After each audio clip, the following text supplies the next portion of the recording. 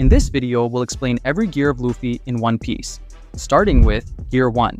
Before the flashy transformations, before the steam, before the giant fists and cartoon-level madness, there was what fans jokingly call Gear 1.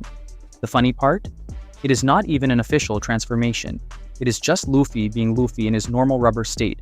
But if we are covering every gear, we have to respect the original setup. Gear 1 is the base form that carried him through East Blue, Alabasta, and deep into the Grand Line.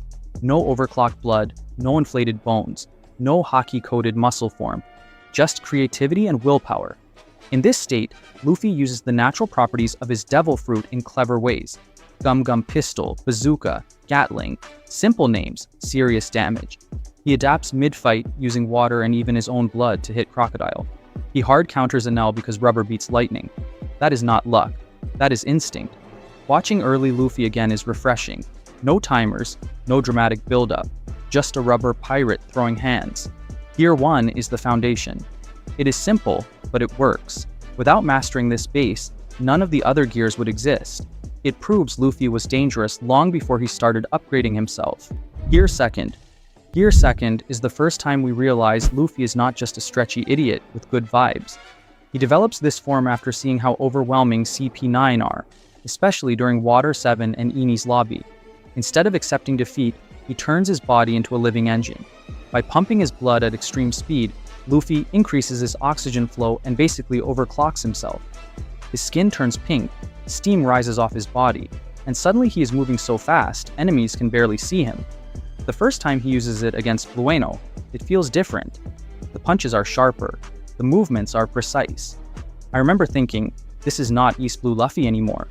Gear 2 boosts his speed and power, letting him land jet pistol and jet gatling attacks that hit like a train. But it comes at a cost. Early on, it strains his body and shortens his lifespan. Of course, Luffy does not care. If it helps his friends, he will pay later. Gear 2 is his first true leap into high-level combat. It is not just strength, it is strategy. And steam coming off your body mid-fight is still one of the coolest visuals ever. Okay, quick pause. If you're liking this video so far, make sure you subscribe to the channel. It really helps out and keeps you updated on all the new content. Let's continue now. Gear 3. Gear 3 is where Luffy proves that bigger really is better. What did he say? After realizing speed alone is not enough, he learns he can inflate his bones by blowing air directly into them. Yes, his bones. Do not question it. When he activates Gear 3, one limb expands to a gigantic size, turning into a weapon capable of crushing buildings and giant enemies. The first time he uses it against Rob Lucci, it feels ridiculous and awesome at the same time.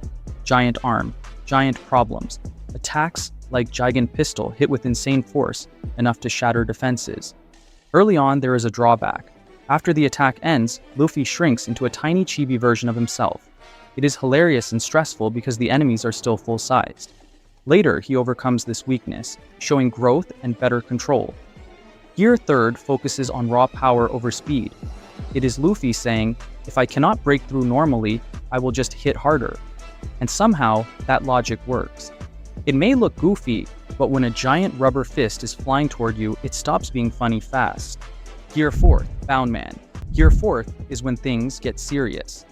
After training with Rayleigh during the time skip, Luffy combines his devil fruit with armament hockey in a new way. In Boundman form, he inflates his muscles and coats his body in hockey. His torso becomes massive, his arms huge, and his legs compressed like springs. He even bounces constantly because his body cannot fully stop. The first time he reveals this form against Doflamingo, it feels like a boss transformation. The attacks are explosive. Kong Gun, Rhino Schneider, King Kong Gun. The speed remains, but now it is paired with heavy durability. Bullets bounce off, blades struggle to cut him. He moves through the air by kicking it, which makes no sense, but we accept it.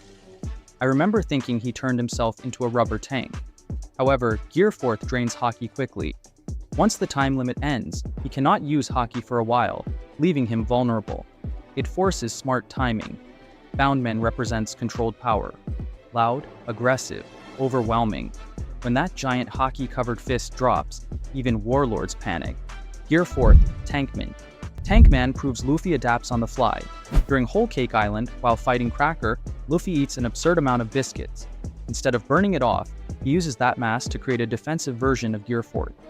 In Tankman form, his body becomes round and massive, like a rubber fortress. He looks funny, but the defense is insane.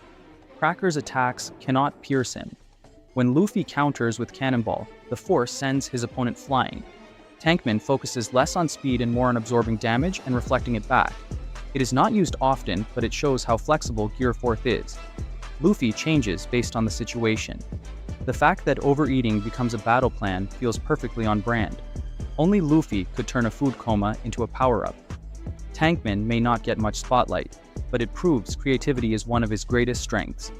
Gear 4, Snakeman. Snakeman is where precision meets speed. Introduced during the fight with Katakuri, this form sacrifices bulk for extreme agility. In Snakeman, Luffy's body is slimmer than Boundman, but his arms stretch and bend at impossible angles. The punches change direction mid-air, chasing opponents like guided missiles. Watching it feels unreal. Katakuri can see the future, and even he struggles to keep up. Techniques like Black Mamba unleash a barrage that curves and accelerates unpredictably. Snakeman emphasizes speed and pressure.